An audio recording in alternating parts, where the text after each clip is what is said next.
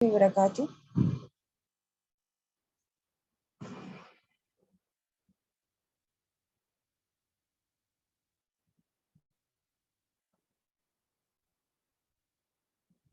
السلام علیکم ورحمۃ اللہ، آواز آ رہی ہے آپ کو؟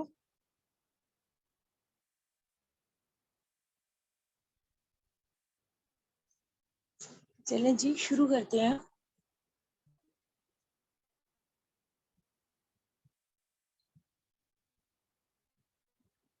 نحمده ونصلي على رسوله الكريم، اما بعد فاعوذ باللہ من الشیطان الرجیم، بسم اللہ الرحمن الرحیم۔ انا انزلناه في لیلۃ القدر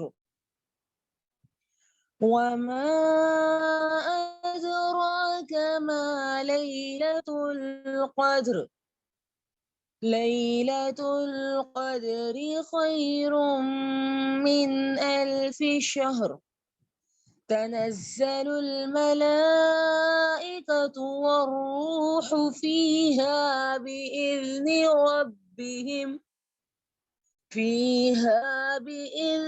ربهم من كل أمر، سلام هي حتى مطلع الفجر۔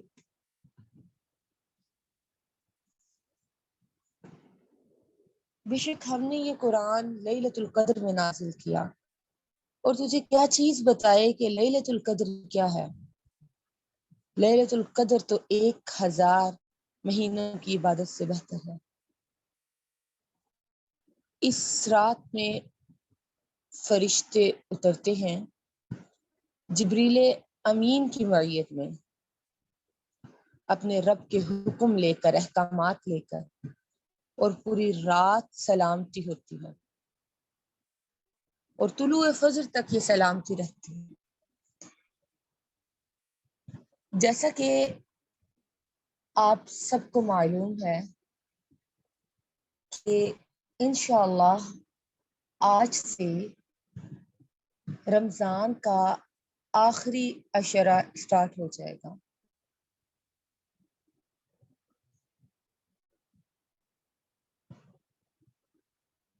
مغرب کی نماز سے آخری عشرہ شروع ہو جائے گا۔ اس آخری عشرے کی بہت زیادہ فضیلت ہے۔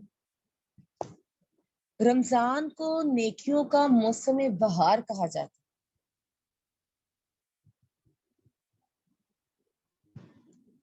آواز سلو ہے؟ میری آواز صحیح نہیں آ رہی آپ لوگوں کو؟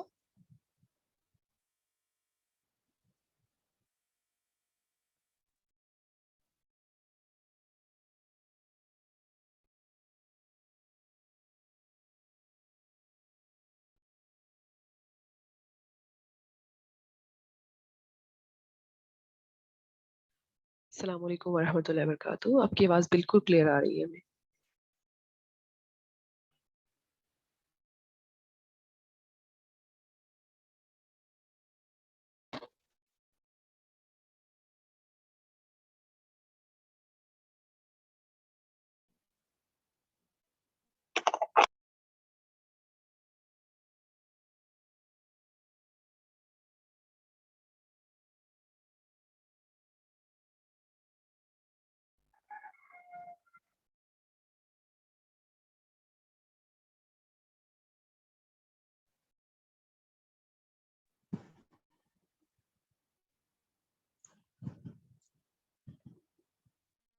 تو بالکل اسی طریقے سے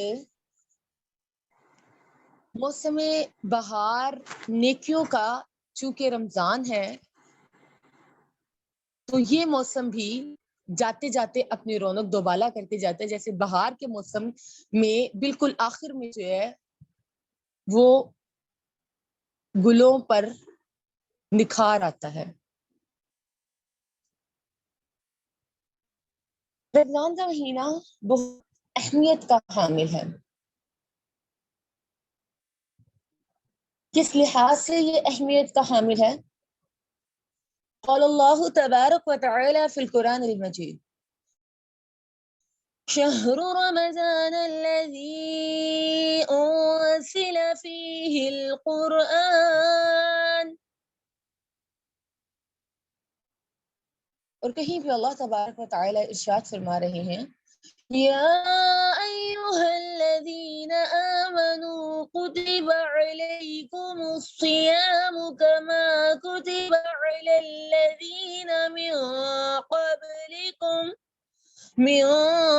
قبلکم لعلکم تتقون. کہیں پہ کہا جا رہا ہے وَإِذَا سَأَلَكَ عِبَادِي أَنِّي فَإِنِّي قَرِيبٌ أُجِيبُ دَعْوَةَ الدَّاعِ إِذَا دَعَانِ فَلْيَسْتَجِيبُوا لِي وَلْيُؤْمِنُوا بِي. اس مہینے کے بہت سے فضائل ہیں جن میں سے چند ایک کا بھی آپ سے تذکرہ کروں گی. دیکھیں بات کوئی بھی نئی نہیں ہوگی کیونکہ شریعت 1400 سال پہلے اتری ہے.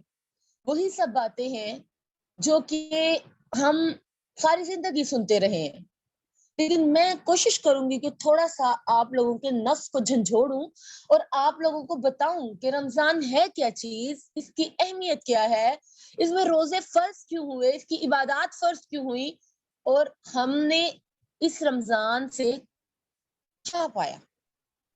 جا رہا ہے نا یہ مہینہ ہمارے ہاتھوں سے ریت کے مانند،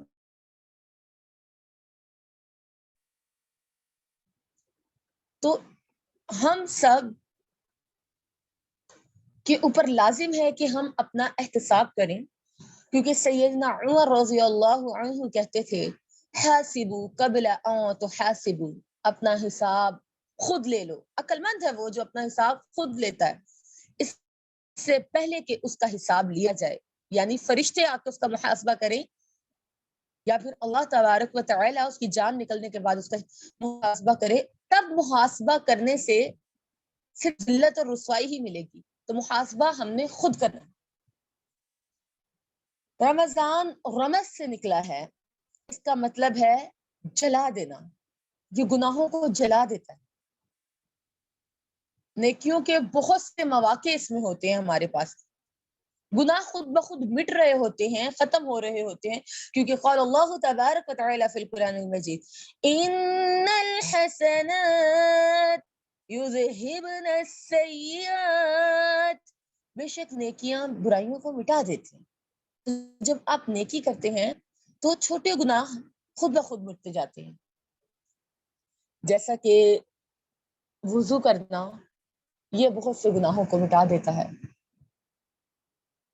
اسی طریقے سے دیگر چیزیں جو ہیں، نیکیوں کے مواقع جو ہیں، تراویحاں پڑھنا، مسجد کی طرف قدم اٹھانا، یہ ساری چیزیں جو ہیں یہ آپ کے گناہوں کو خود بخود جلا رہی ہوتی. اب یہ چیز ہے کہ ہمارے 20 دن گزر گئے اور لاشعوری میں گزر گئے.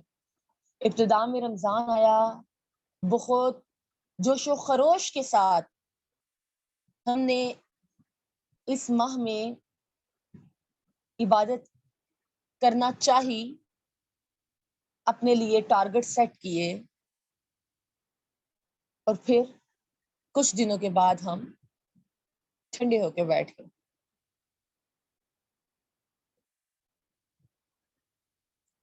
یہ طریقہ بالکل بھی ٹھیک نہیں ہے.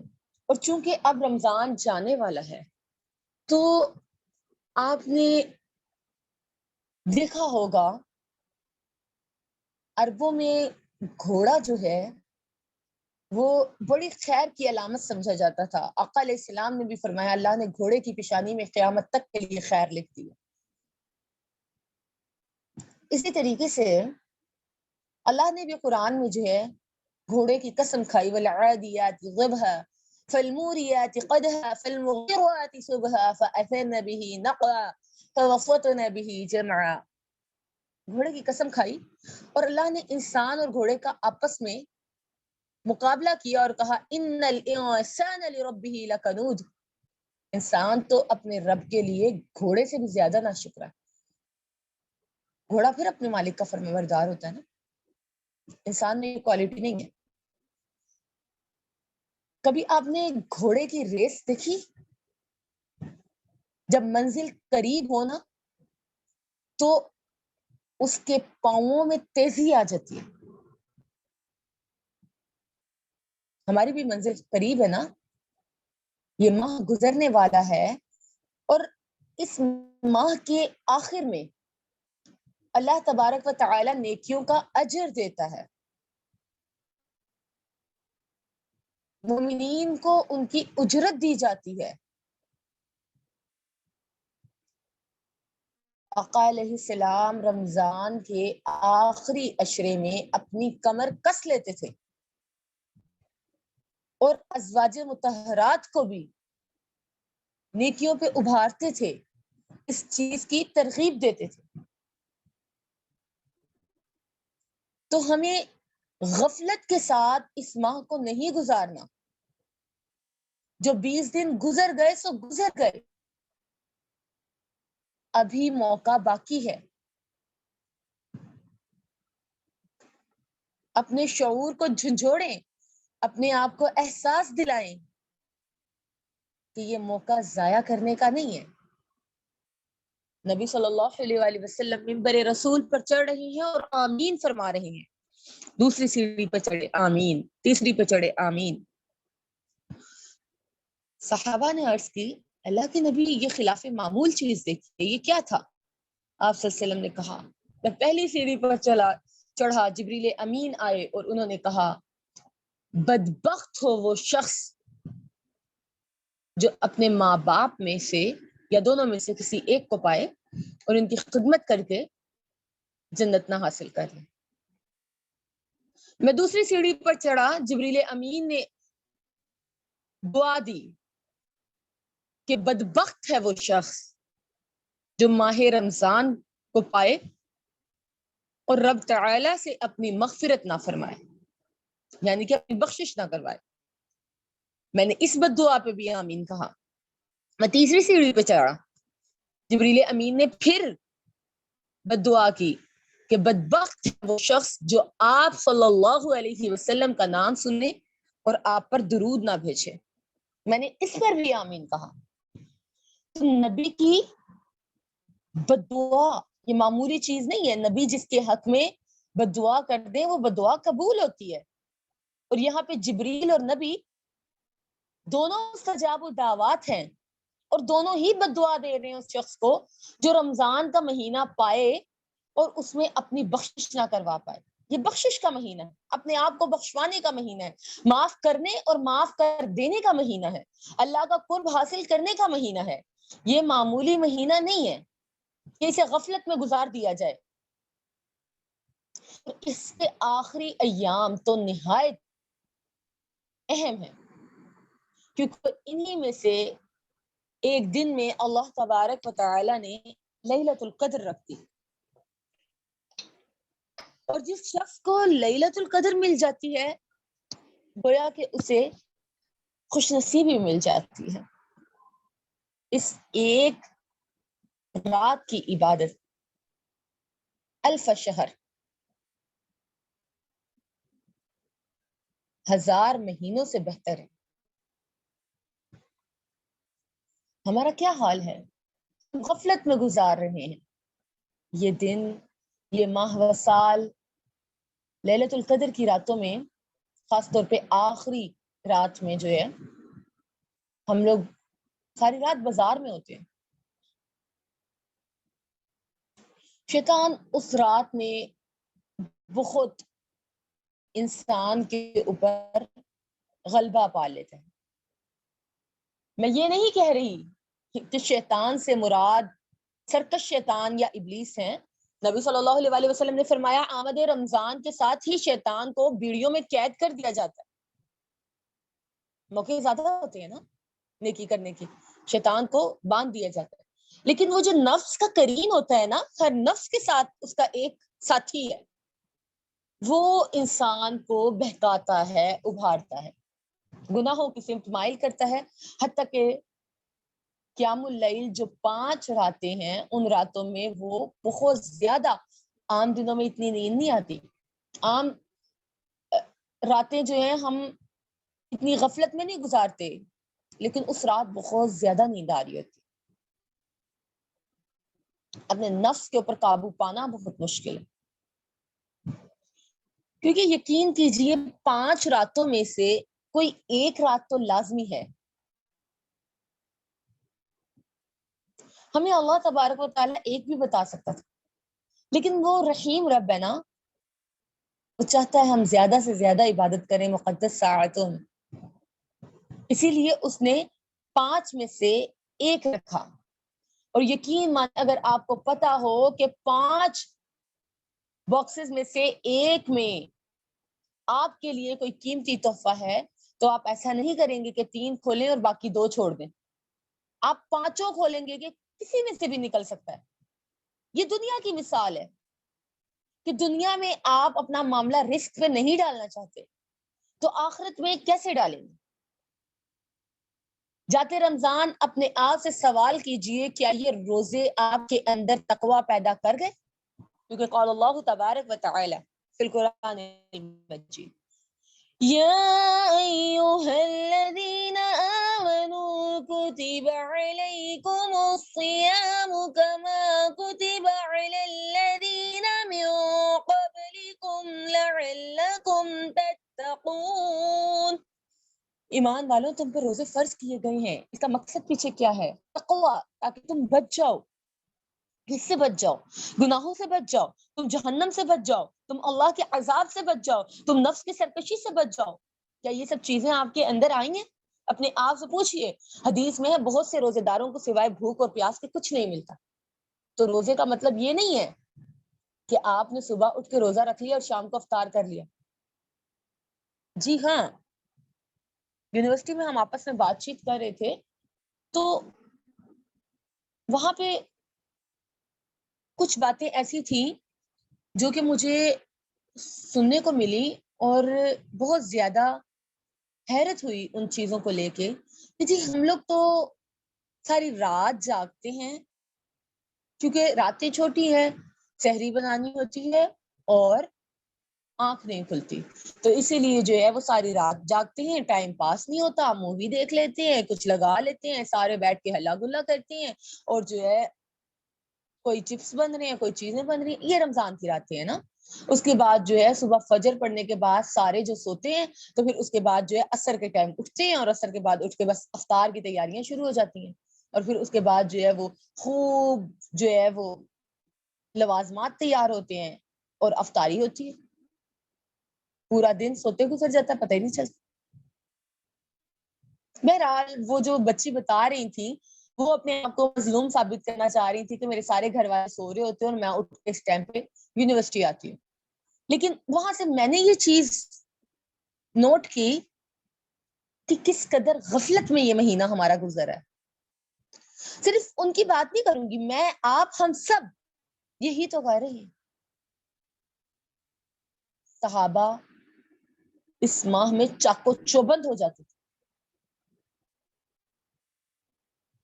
11 مہینے اپنے، 1 مہینہ صرف رب کا. اور جبکہ پتہ ہے کہ اس مہینے میں شر کے متلاشی سے کہہ دیا جاتا ہے رک جا، خیر کے متلاشی سے کہہ دیا جاتا ہے آگے بڑھ.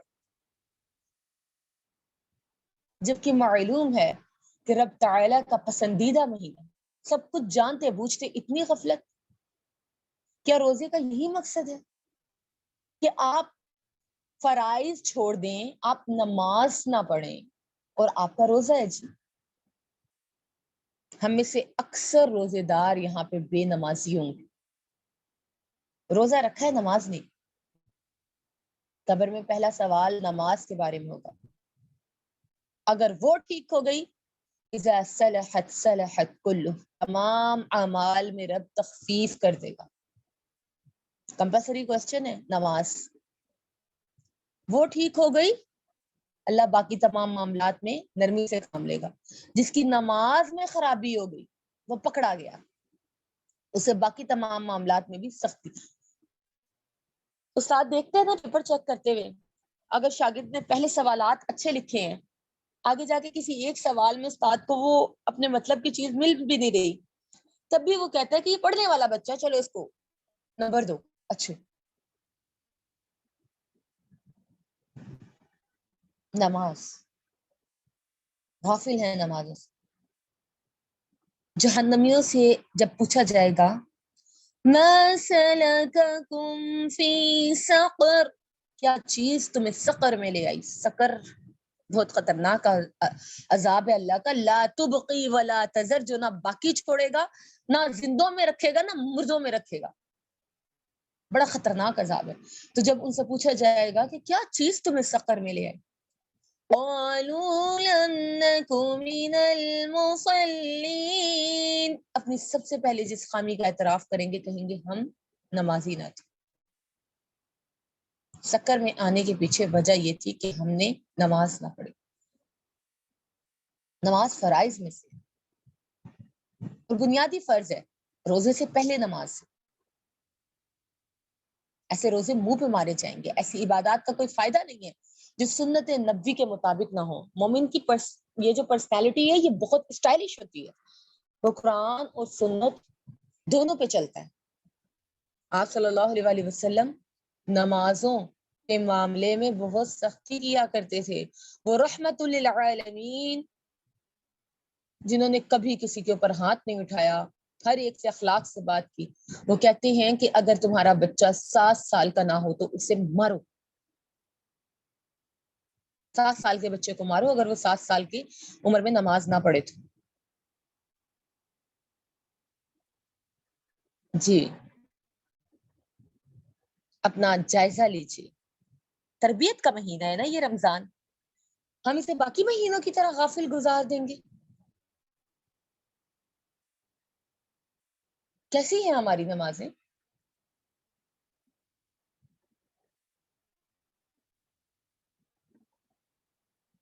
جو 11 ماہ نماز نہیں پڑھتا نا وہ اس ایک ماہ میں نمازی نہیں ہو سکتا. تربیت کا مہینہ ہے یہ. اپنا احتساب لیجئے کہ ایسے روزوں کا کیا فائدہ کہ جن میں تقوی نہ ہو انسان کے اندر. تقوی تقوی تقوی. تمام انبیاء نے روزہ رکھنے کی تلقین کی, جسمانی اجر و ثواب کے اعتبار سے بھی اہمیت کا حامل, اور اسی طریقے سے نیکیوں کے اعتبار سے.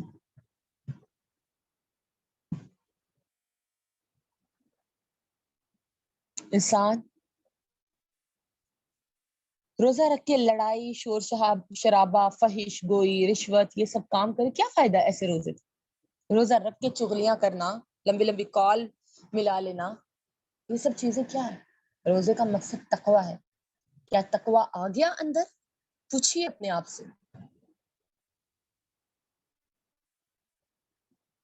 اسی طریقے سے اسلاف کہتے ہیں کہ ہم اپنی دعاؤں کو رمضان کے لیے رکھ دیتے تھے. اللہ تبارک و تعالی نے جہاں پہ رمضان کی بات کی وہیں پہ دعا کی بھی بات کی. قرآن کی آیتوں میں بڑا خوبصورت سا ربط ہے, ایک آیت دوسرے کے ساتھ جو ہے وہ مربوط ہوتی ہے, لنکڈ ہے آیتوں کا آپس میں, بڑا خوبصورت سا پیارا سا. اب اللہ تبارک و تعالی کہتا ہے وَإِذَا سَأَلَكَ عِبَادِي عَنِّي فَإِنِّي قَرِيبٌ أُجِيبُ دَعْوَةَ الدَّاعِ إِذَا دَعَانِ. جب میرے بندے مجھے پکارے تو میں ان کی پکار کا جواب دیتا ہوں. جواب دیتا ہوں, میں جواب دیتا ہوں. جملوں پہ غور کیجیے. ہماری دعائیں اوپر نہیں اٹھ رہی, جبکہ رب کہہ رہا ہے میں جواب دیتا ہوں. یقین کی کیفیت ہے, ہاں میں سنتا ہوں, صرف سنتا نہیں ہوں, قبول بھی کرتا ہوں, ان کے جواب بھی دیتا ہوں. بتائیے کیا حال ہے ہماری دعاؤں کا. اسلاف اپنی ساری دعائیں رمضان کے لیے رکھ چھوڑتے تھے، اور وہ کہتے تھے ہماری کوئی دعا ایسی نہیں ہے جو رمضان میں قبول نہ ہوئی، اور رمضان میں تو مواقع آتے ہیں سحر کے ٹائم کی دعائیں قبول ہوتی ہیں، جیسے تیر ٹھک نشانے پہ جا کے لگتا ہے، ایسے سحری کے وقت کی دعائیں جو ہیں وہ سیدھا آسمان کو اٹھتی ہیں، افطار کے وقت کی دعائیں قبول ہوتی ہیں۔ لیکن جب روزے میں تقوی ہی نہیں ہے تو دعا کیسے قبول ہوگی؟ جب وہ روزے مقبول ہی نہیں ہے۔ صحابہ صرف نیکیاں نہیں کیا کرتے تھے، ابراہیم علیہ السلام کعبہ بنا رہے ہیں، کتنی ٹاپ کلاس عبادت ہے۔ ہم میں سے کوئی کعبہ چلا جائے تو اپنے نام کے آگے حاجی لکھوانا نہیں بھولتا، وہ تعمیر کر رہے ہیں کعبہ، اور کیا دعا مانگ رہے ہیں؟ وَإِذْ يَرْفَعُ إِبْرَاهِيمَ الْقَوَاعِدَ مِنَ الْبَيْتِ وَإِسْمَاعِيلَ رَبَّنَا تَقَبَّلْ مِنَّا اللہ تو قبول کر لے۔ ہمیں تو یہ بھی نہیں پتا کہ ہماری دعائیں قبول ہوں گی یا نہیں ہوں گی، اللہ تو قبول کر لے۔ صرف نیکیاں کرنا، دعائیں کرنا یہی بڑی بات نہیں ہے، ان کی مقبولیت کی بھی دعا کرنی۔ اسلاف کہتے ہیں ہماری کوئی دعا ایسی نہ تھی جو رمضان میں قبول نہ ہوئی ہو، ہم اپنی 11 ماہ کی دعائیں رمضان کے لیے رکھ چھوڑتے تھے، اس ایک ماہ میں اللہ کو ادعوا ربکم تضرعا وخفیا، اللہ کو خفیہ طور پہ پکاریں، عاجزی کے ساتھ پکاریں، تضرع کریں، گڑگڑائیں، اللہ کے آگے روئیں۔ ولم اکم بدعائک ربی شقیا، اپنے رب سے مانگ کر کبھی مایوس نہ ہو، انبیاء کا یہی طریقہ رہا ہے۔ پوچھیں، سوال کریں آج اپنے آپ سے، آپ کی کتنی دعائیں قبول ہوئی؟ آپ کے اندر کتنا تقوی ہے؟ کیا رمضان کے تمام مقاصد کو آپ نے پا لیا؟ رمضان کا تیسرا اور بڑا اہم مقصد، رمضان اور قرآن لازم و ملزوم۔ شہر رمضان الذی انزل فیہ القرآن، رمضان میں اللہ نے قرآن نازل کیا۔ قرآن اور رمضان لازم و ملزوم ہے نا۔ لیلۃ القدر میں یہ قرآن اترا ہے لوگوں کی ہدایت کے لیے، اسے اللہ نے فرقان کہا ہے۔ تو حدیث میں آتا ہے کہ جو ایمان اور احتساب کی نیت سے روزہ رکھے تو اللہ تبارک و تعالیٰ سے روزہ سفارش کرے گا، اور جو ایمان اور احتساب کی نیت سے قیام کرے تو اللہ تبارک و تعالیٰ اس کا قیام قبول کرے گا۔ آپ صلی اللہ علیہ وسلم نے فرمایا روزہ اور قیام انسان کے حق میں سفارش کریں گے۔ روزہ جھگڑے گا، اللہ اسے میں نے کھانے سے روکا، میری سفارش قبول کر، اور قرآن کہے گا اللہ میں نے اسے سونے سے روکا، میری سفارش قبول کر، دونوں کی سفارش قبول کی جائے گی۔ پوچھیں کتنا، اپنے آپ سے پوچھیں کتنا رمضان میں قرآن پڑھا۔ یہ قرآن قیامت کے دن انسانی شکل میں آئے گا اور کہے گا اللہ میرے پڑھنے والے کو نور کا تاج پہنا۔ اللہ تاج پہنائے گا تو کہے گا اب نورانی خلط بھی پہنا، اسے لباس بھی پہنا۔ اللہ لباس بھی پہنائے گا تو کہے گا اب اسے معاف بھی کر۔ یہ وہ ساتھی ہے جو کام آئے گا، روز محشر کوئی کام نہیں آئے گا، یہ قرآن کام آئے گا۔ یہ وہ ساتھی ہے جو آپ کا ساتھ دے گا۔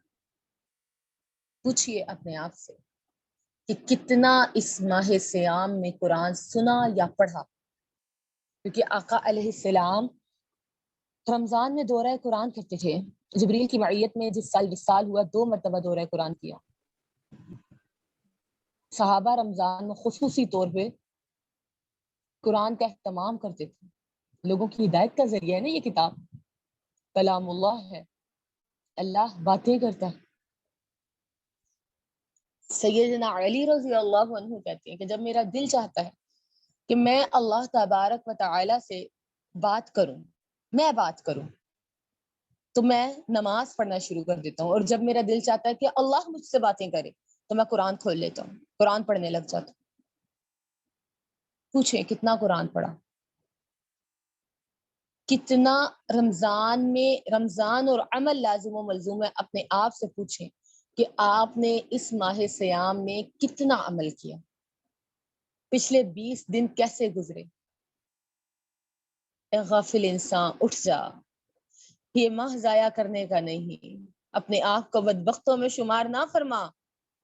کہ جس کے بارے میں نبی نے بد دعا دی کہ وہ بدبخت ہے، وہ تباہ و برباد ہو گیا جو یہ مہینہ پائے اور اپنی بخشش نہ کروا پائے۔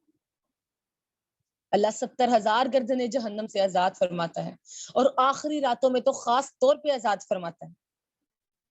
اپنا شمار ان 70,000 لوگوں میں کروائیے، لیلۃ القدر کو تلاش کیجئے، صحابہ اور نبی کے نقش قدم پہ چلیں۔ آپ صلی اللہ علیہ وآلہ وسلم رمضان کے آخری عشرے میں باقی دونوں عشروں کی نسبت زیادہ محنت کیا کرتے تھے۔ یہ غفلت میں گزارنے والا ماہ نہیں ہے، ابھی موقع ہے، جانے زندگی پھر مہلت دے یا نہ دے، یہ وقت پھر ہمیں نصیب ہو یا نہ ہو، ہمیں نہیں پتا نا، سانسوں کا اختیار تو رب کے پاس ہے۔